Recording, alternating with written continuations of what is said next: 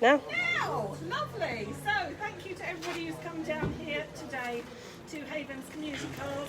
For those of you who don't know me, and probably none of you, I'm Paula Wolven, Chair of Trustees here and founder of the Hub. One of the projects that we did, obviously, was we realised there was no community transport that could go outside the district in the Havens area.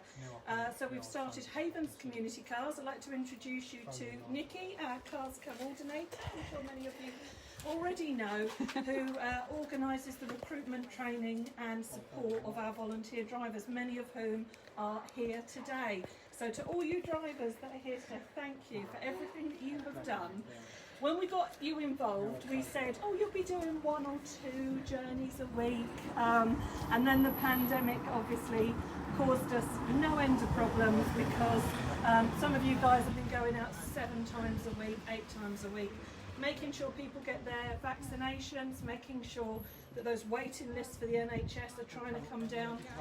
People's transport shouldn't be a barrier to getting medical treatment quickly and improving their health. So one of the things we found out, and this is our first anniversary, so happy birthday to us. It's the first anniversary of us going live, but we actually were a year in development before that. So you could say it's our second birthday, but actively we've been going officially for a year today. So we realised that all you lovely people use your cars, which is amazing, and you give your time to us and your cars for us for just the petrol money, and that's amazing. But none of you have wheelchair cars, wheelchair accessible cars. So we needed wheelchair accessible cars so that people in the district that are wheelchair users could get to their medical appointments, could have social lives, could even get to the cinema, because that, you know, if you can't have a life, transport shouldn't be a barrier to still live in a normal life. So we decided we were going to apply for some money to Lewes District Council SIL, and people don't know what SIL is. It's when developers build houses, they have to give a bit of the money to the council to give out in the community to improve the infrastructure. So we said, we are part of the infrastructure, we'd like to improve it, and can we have a couple of wheelchair accessible vehicles? We decided we'd like to be green wherever possible at the Hub.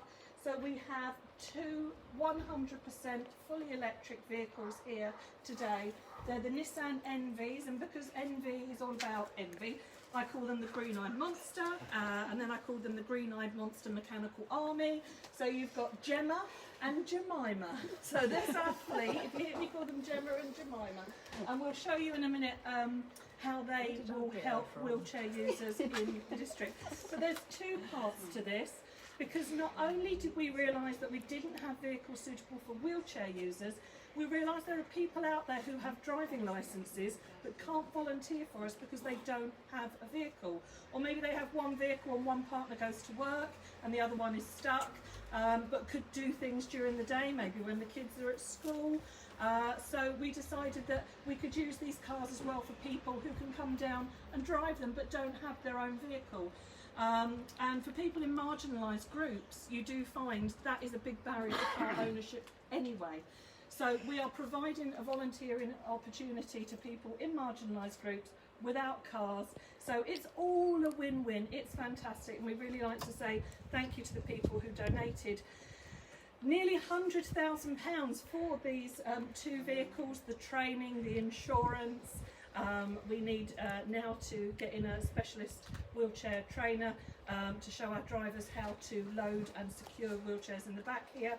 And to James is here today, and Sean from Lewes District Council representing the council. I don't know if you want to say about the SIL commitment to the environment and the community. I can do for that. Hi everyone. As unaccustomed as I am. Yeah, well, I could throw it Sean, but I won't be so mean to him. Look, my name's James McCleary. In case you don't know me, I'm councillor for New Haven. I'm deputy leader of the district council. So I remember when we made this SIL grant, it was great to get it from Paula. I'd just take a step back. I mean, obviously we know everything that you guys do here. It's absolutely wonderful. I know Paula quite well because we served together on the town council as well. And throughout the pandemic, the council, obviously, we faced significant challenges. We've had the changing rules that we've had from the government, which have made things tricky at times, and we've had the difficulty of access to vaccinations and to medical treatments. And having this service here has genuinely been a lifeline to people, and I think it's quite remarkable actually that we've got a community-driven service that was set up at a time when it was arguably most needed, and no one could have anticipated how much it would be needed. But there's people whose lives have been transformed by what you've done here. So we were really glad to be able to make a warrant. We're really glad to be able to supply the funding for these cars, which are going to make a big difference. And it was great for us that they were going to be electric vehicles, as the council has a really strong commitment to sustainability. We're today experiencing the fun of climate change again, given it was practically snowing a couple of weeks ago, and now it's about 30 degrees in the middle of September.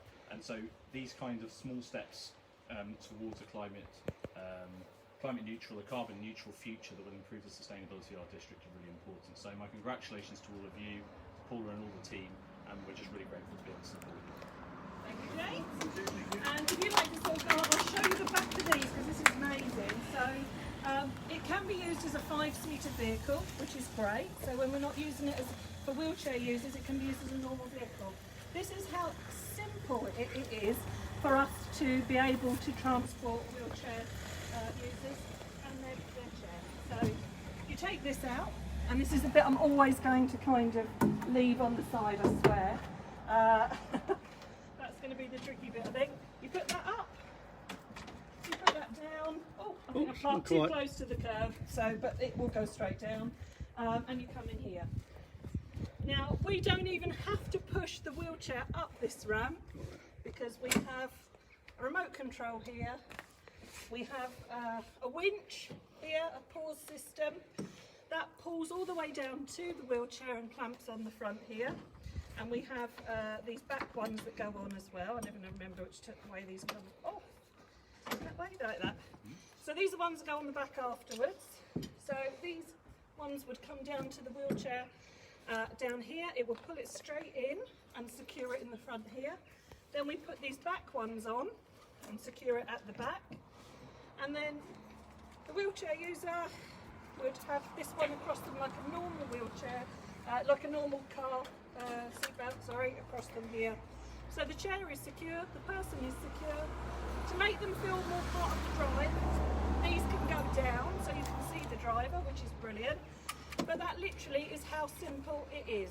So we are obviously going to have Midas training for our drivers before we let them out and about using the wheelchair clamp. But you can see how simple that is. And being 100% electric, you have this monstrous thing. Imagine plugging one of these in for your iron or something like that. And this one is what charges our vehicle. Now, to my knowledge, it's going to cost us about £5 for 180 miles. We're also looking at possibility of having solar panels on our roof here so that the electricity we use is 100% green. Obviously, it's absolutely a great beastie. What do you reckon, guys? Very good. It's nice. It's easy, isn't it? So, Have we got a home charging point? we are having a charging point fitted on the side of the shop in 2 weeks' time. Good. You better not. So down it goes, and there you go. That's how simple it is, but I think she's absolutely beautiful. So we'd like to also thank the Sussex Masonic Foundation for donating to one of the cars to enable us to finish off our fundraising. The Chalcliffe Trust and a couple of other people, including Sussex Community Foundation, donated. But it was a long slog to get that money. It was a lot of money to get, but I think you'll agree it is absolutely worth it, and we'll be able to use these for years to come at a very low cost and obviously sustainable electricity. So James, the district council, you can be the queen. Oh, great. Okay, there we are. On behalf of the district council, I declare these cars open. Hey! How wonderful. So I would like everybody to stay around and have something to eat and drink with us and have a chat amongst yourselves as well. Thank you for everything you do. It's so above and beyond what we ever expected a year ago would happen. To Nikki, to Dawn, to Janita, to all the staff and volunteers at the Hub and Havens Community Cars, thank you. and thank you doesn't even seem enough, but that's all I have, I'm afraid. So thank you guys. Have something to drink and eat, and enjoy.